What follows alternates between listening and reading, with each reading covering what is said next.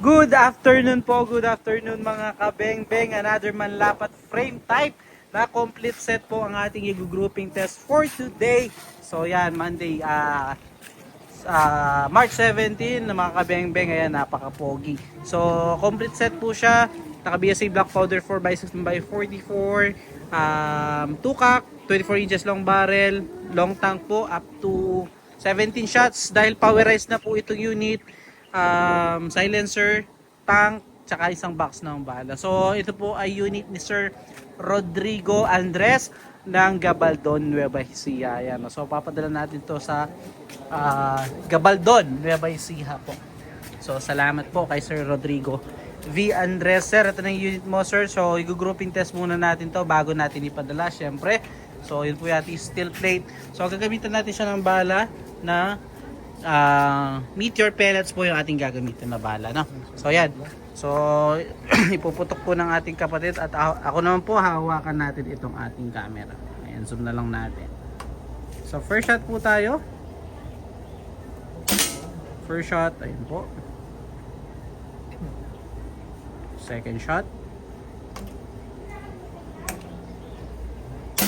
Pellet to pellet, napakaganda tumama po. Pangatlo,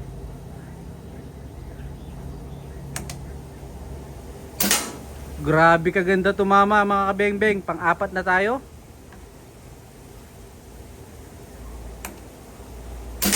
Pang-lima.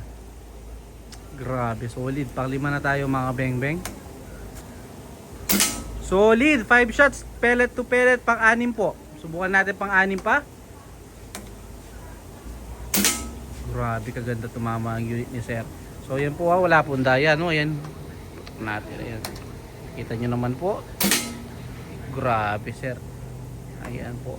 Sir Rodrigo Andres ng Gabaldon, Nueva Ecija. So, pang-walo na yata yun. Pang-siyam na tayo.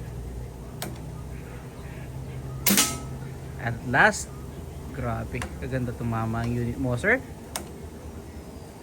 Pang-sampu tayo. So, yun. 10 shots. Nakita nyo naman po. Walang daya, sir. So, ating puntahan po yung ating naging groupings sa 10 shots po.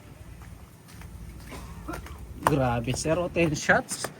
Ayan po. So thank you. Salamat po sa tiwala, sir. Again, mga beng-beng, peace out.